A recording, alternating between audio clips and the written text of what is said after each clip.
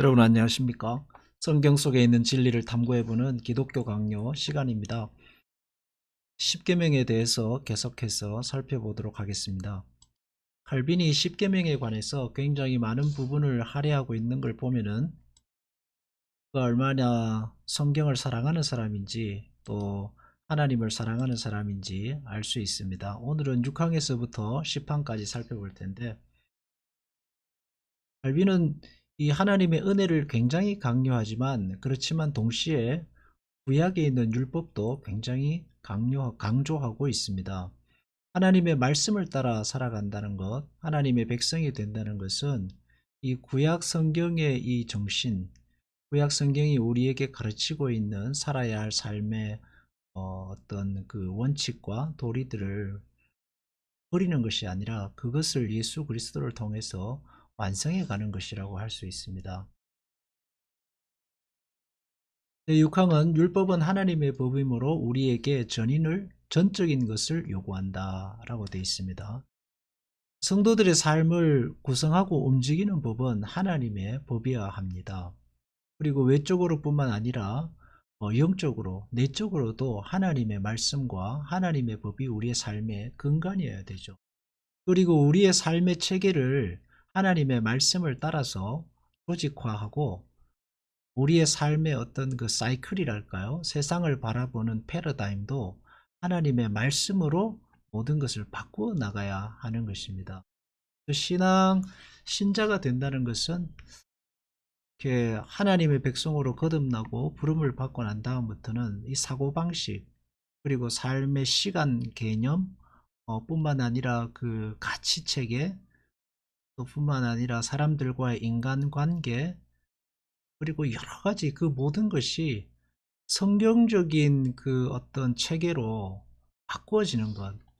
그게 신앙생활이 하나님 말씀대로 살아가게 되는 과정 중에 있습니다.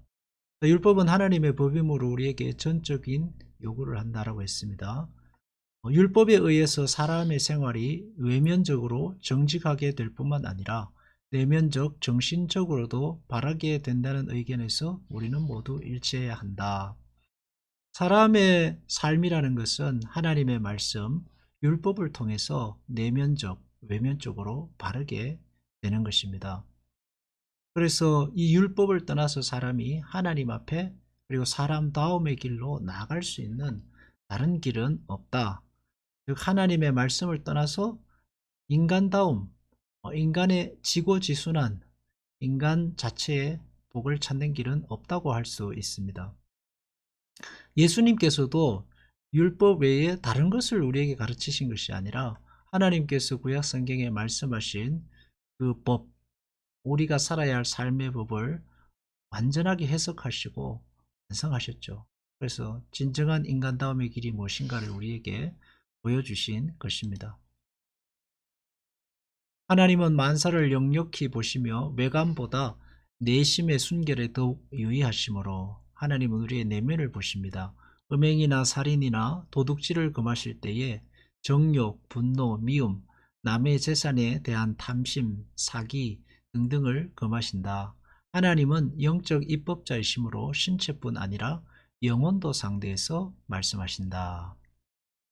하나님이 영적 입법자라는 이 단어가 좀 굉장히 새롭고 우리의 마음에 와닿는 단어다라고 하겠습니다. 하나님은 영적 입법자이시다. 그래서 신체뿐 아니라 영혼에 대해서도 말씀하신다 했습니다. 예수님께서 오셔서 우리에게 율법을 해석하실 때에 그 율법이 행위에 의존하는 것이 아니라 우리의 내면을 비추고 있다라는 것을 주님께서 우리에게 다시금 깨닫게 하시고 보여주십니다. 결국 우리의 육신은 쇠하게 될 것이고 우리 안에 있는 그 우리의 진정한 자아, 영적 자아가 거듭날 것이기 때문입니다. 7항은 그리스도께서 친히 율법에 대한 바른 이해를 회복하셨다라는 내용입니다. 율법에 대한 해석은 예수 그리스도에 의해 확정돼야 하고 세상 철학이나 사상이 율법 해석의 권위가 될 수 없습니다. 율법의 뜻이라고 말할 때 우리는 우리 자신의 새로운 해석을 제창하는 것이 아니다 했어요. 예, 새로운 해석을 제창하는 것이 아닙니다. 율법의 가장 훌륭한 해석자이신 율법의 가장 훌륭한 해석자이신 그리스도를 따르는 것이다 라고 했습니다. 그리스도를 따르는 것. 그리스도께서는 가장 위험한 오리를 책망하시고 부정한 눈으로 여인을 쳐다보기만 해도 간음이라고 언명하신다 해서 이 행위에 치중하고 있는 바리새인들의 신앙관을 예수님은 한 단계 더 나아가 인간의 내면 안으로 들어가시게 되는 겁니다. 그래서 신앙생활이 성숙한다는 것은 행위에 치중하는 신앙생활이 내면으로 더 깊이 들어가는 것입니다. 그러면 행위를 버리자가 아닙니다. 사람들이 신앙생활이 극단적으로 되면은 행위를 버리고 어떤 영적인 가치로만 가자라고 하는데, 그러면 영지주의가 됩니다. 인간의 행위는 아무 상관이 없다. 어차피 육신은 버려질 거야 하는데 아닙니다. 성경은 육신과 영혼이 하나라고 합니다. 이 땅에 있는 동안은 육신과 영혼은 하나입니다. 영육은 하나인 것이죠. 그래서 육적인 행위를 넘어서서 내적인 마음의 상태에까지 우리의 신앙이 더 깊이 들어가야 된다라고 하는 거예요. 그래서 예수님께서도 우리 밖에 계신 선생이 아니라 우리 안에 오신 구원자가 되십니다. 밖에서 우리에게 말씀을 가르치고 우리에게 생명을 주시는 게 아니라 우리 안에 오셔서 우리와 하나가 되셔서 우리에게 목자가 되시고 우리의 길을 인도해 가시는 거죠. 그래서 신자는 자기 내면 안이 어떠한가 하는 걸 잘 들여다보아야 합니다. 이것은 신앙에서 뿐만이 아니라 인간 존재 자체가 그런 존재라는 것을 가르쳐 줍니다. 얼마 전에 그 넥슨의 창업자이자 CEO인 김정주 씨가 사망했죠. 우울증 때문에 고생하다가 세상을 떠났습니다. 얼마나 많은 돈을 가지고 있습니까? 그렇지만 그 외적인 것만으로 인간의 그 인간됨을 정의할 수 없습니다. 김정주 씨뿐만이 아니라 많은 사람들이 그것을 우리에게 증거하고 있습니다. 그러므로 우리가 이 땅을 살아가면서 외적인 것만 치중해서는 안 됩니다. 내 안에 무엇이 있나를 잘 살펴보고 내 안을 잘 가꾸고 내 안을 예수님으로 가득히 채우고 어둠의 세력을 몰아내고 부정적인 것들을 바꾸어서 아무리 악한 것이 내게 들어와도 그 악을 선으로 바꾸어낼 수 있는 건강한 자기 내면을 가꾸어 가는 게 굉장히 중요한 것입니다.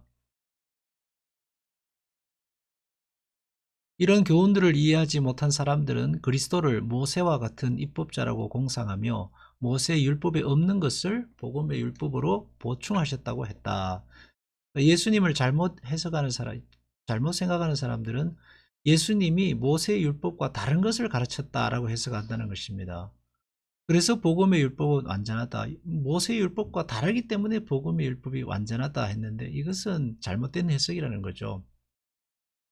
예수님은 율법을 초월하시거나 다른 율법을 가르치지 않으셨습니다. 예수님은 모세 율법의 완전성을 회복하셨습니다. 완전성과 충실성과 성실성을 회복하신 것입니다. 바른 뜻을 아는 방법. 하나님의 말씀, 특별히 그 중에서도 도덕 율법을 어떻게 해석할 것이냐. 명령과 금지는 말로 표현되는 것 이상의 것이 포함되어 있다. 그 의미는 계명을 주신 하나님의 뜻과 의도를 심사숙고할 때 바르게 표현할 수 있다. 살인하지 말라에는 그 반대편, 살인하지 말라는 그 부정명령어 반대편에 뭐가 있느냐를 봐야 된다는 겁니다. 그리고 그것을 살필 때는 하나님의 뜻과 의도를 심사숙고해야 한다 하는 것입니다. 명령과 금지에는 말로 표현된 것 이상의 것이 항상 포함되어 있다라는 겁니다. 그러니까 명령, 하나님을 사랑하라 하는 그 명령 속에는 그것 말고 그 이상의 것이 그 안에 포함되어 있다는 거죠. 근데 그 이상의 것을 해석할 때는 하나님이 뜻하신 바가 뭐냐라는 걸 봐야 된다는 거예요.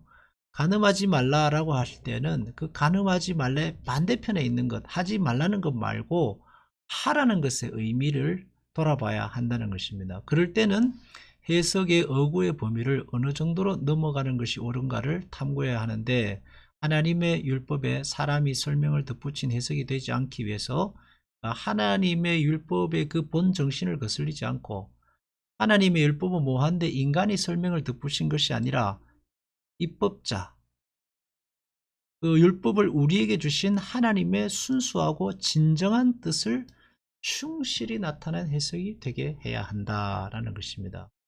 결국은 하나님의 마음을 헤아리는 사람이 율법도 바르게 해석하고 하나님의 말씀도 바르게 적용하고 살아갈 수 있다는 거죠. 그래서 우리에게 성령이 오신 것입니다. 건전한 율법 해석은 언어의 범위를 넘어야 한다는 것이 명백하다 했어요. 행위를 뛰어넘자라는 것이 결코 아닙니다. 행위도 중요한데 그 언어 속에 담겨 있는 하나님의 마음이 뭐냐, 그것이 중요하다는 것입니다. 그 계명을 주신 까닭을 심사숙고하는 것. 계명을 주신 까닭은 하나님의 마음이죠. 우리가 자녀를 훈계하면 때로는 가끔씩 매를 대기도 합니다. 그럴 때는 그 자녀를 훈계하는 부모의 마음을 헤아리는 자녀가 그 훈계의 의미를 헤아리고 성숙하게 되는 거예요. 아, 맞았네, 아프다, 아, 잔소리 들었네, 기분 나쁘다, 여기에만 머물면 성숙, 부모의 마음을 헤아리는 그 성숙에까지는 가지 못하는 거죠. 그래서 우리가 하나님께 징계를 받거나 하나님의 말씀을 볼 때도 왜 이런 걸 하지 말라고 하지? 라고 의무적인 것에 그치는 것이 아니고, 왜 하지 말라고 하시는 하나님의 그 선하시고 하나님의 좋으신 마음, 하나님의 우리를 향한 사랑의 마음을 헤아리는 것이 필요하다는 것입니다. 악한 일을 금지할 때는 반대되는 의무, 선한 긍정적인 의무를 명하신다는 것도 인정해야 할 것이라는 겁니다. 그리고 유덕한 일, 좋은 일을 권면하실 때는 반대에 있는 죄악은 배척한다는 게 하나님의 율법의 두 가지가 다 포함되어 있다는 것입니다. 그래서 살인하지 말라는 계명에 대해서는 남을 해하지 말라 하는 것에만 그치는 것이 아니고, 이웃의 생명을 돕고 이웃이 풍성하게 살아갈 수 있도록 우리가 거기에 이바지해야 한다는 의미를 담고 있는 것입니다. 그래서 그리스도인은 항상 주변에 있는 사람들을 도와주고, 이 사회를 어떻게 좀 더 하나님이 기뻐하시는 사회, 저들이 바르게 살아갈 수 있도록 좋은 사회를 만들어 갈 것인가 하는 것에 대한 생각을 염두에 두고 살아야 하는 것입니다. 시팡, 율법은 강렬한 말을 사용함으로써 우리가 죄를 더욱 미워하도록 한다. 성경에 보면은 그 극단의 처벌과 극단적 언어들이 기록되어 있는 경우가 많습니다. 근데 그것은 그 율법에 하나님께서 제정하고 계시는 그 범위, 삶의 범위를 넘어가지 말라는 강력한 경고죠. 그 경고를 하시는 이유는 그 바운더리 안에 살아가기를 바라는 하나님의 염원입니다. 바운더리 안에 살아가기를 바라는 것은 하나님께서 우리로 하여금 복된 삶을 살게 하시는 이유입니다. 복된 삶을 살기를 원하시는 거죠. 하나님께서 주시는 그 복된 삶의 열매들을 가지고 우리가 이 땅에서 하나님과 함께 또 이웃과 함께 행복하고 건강하고 유익된 삶을 누리도록 하시기 위해서 하나님께서 우리에게 그런 말씀을 주시는 것입니다. 죄악의 추악상이 뚜렷이 나타나지 않으면 육은 항상 그것을 씻어버린다는 걸 합리화한다는 겁니다. 그 위에 그럴듯한 구실을 덮어드리고 타협한다는 거죠. 그래서 하나님께서는 각종 죄악에 대한 더욱 강렬한 증오심을 우리 마음에 새기시기 위해서, 증오심이라는 것은 그 죄가 나쁘다는 것, 그 죄가 하나님 기뻐하시는 바가 아니라는 것을 우리에게 강하게 새기시기 위해서 무섭고 악한 요소를 본보기로서 거기에 보이신다 하는 것입니다. 11항에서 12항은 이제 10계명의 두 돌판에 관한 이야기입니다. 10계명을 두 돌판에 나누신 이유, 첫째는 하나님의 숭엄성, 하나님을 경외하는 것에 대한 종교적 의무, 그 둘째 부분에는 사람을 상대로 한 사랑의 의무, 이렇게 나누어있죠. 그래서 첫째 토대는 하나님께 대한 경배입니다. 10계명에서 1계명에서 10계명에서 중에 1에서 4계명이 첫째 판, 5에서 10계명이 둘째 판입니다. 첫째 판은 하나님을 사랑하라, 둘째 판은 이웃을 사랑하는데 중심 기초는 1에서 4계명 하나님을 사랑하는 것입니다. 순서가 바뀌면 안 되겠죠.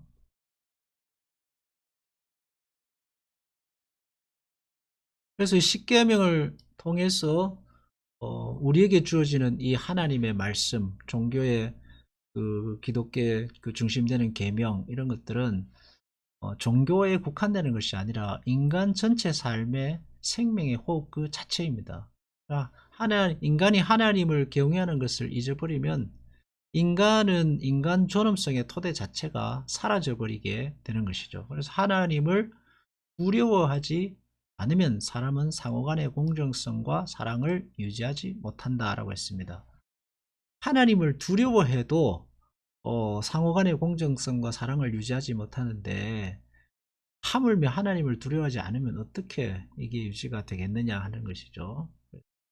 인간이 좀 더 인간다움으로 살아가는 데 있어서 하나님의 하나님 되심, 하나님을 경외하고 인간이 하나님을 두려워하며 하나님의 말씀의 바운더리 안에 사는 것이 얼마나 중요한 기초인가 하는 것을 이 기독교 강요에서 강조하고 있는 것입니다. 네, 그래서 우리는 하나님께서 우리에게 주신 율법을 생각할 때에 넘어가면 벌 받는다를 생각하는 것이 아니라 그 율법을 주신 하나님의 마음을 헤아려야 하겠습니다. 하나님은 우리가 이 땅 가운데서 복된 인생을 살아가기를 원하십니다. 창세기에도 말씀하시죠. 생육하고 번성하여 땅에 충만하라. 예수님도 말씀하십니다. 내가 너희를 부른 것은 열매를 맺게 하고 또 더 많은 열매를 맺게 하여서 너희가 이 땅에서 하나님의 백성으로서 참 복된 삶을 누리기를 원한다는 것이 주님의 뜻입니다. 그래서 우리가 주님께서 우리에게 주신 모든 말씀을 우리가 하나님의 마음을 헤아려서 바르게 받으면 버릴 것이 하나도 없습니다. 그것은 우리를 이렇게 얽어매는 게 결코 아닙니다. 우리를 자유케 하고 우리의 정신을 건강하게 하며 우리가 이 땅 가운데서 복된 삶을 누리게 하는 그 생명의 토대인 것입니다. 우리가 하나님 말씀을 통해서 우리 마음의 사고방식을 바꾸고 삶의 패러다임을 바꾸고 시간을 하나님 말씀에 따라 분배하고 모든 것을 하나님의 말씀으로 자기 자신을 변화시켜 가면은 우리의 인생이 하나님과 함께 복된 삶이 될 것입니다. 기도하겠습니다.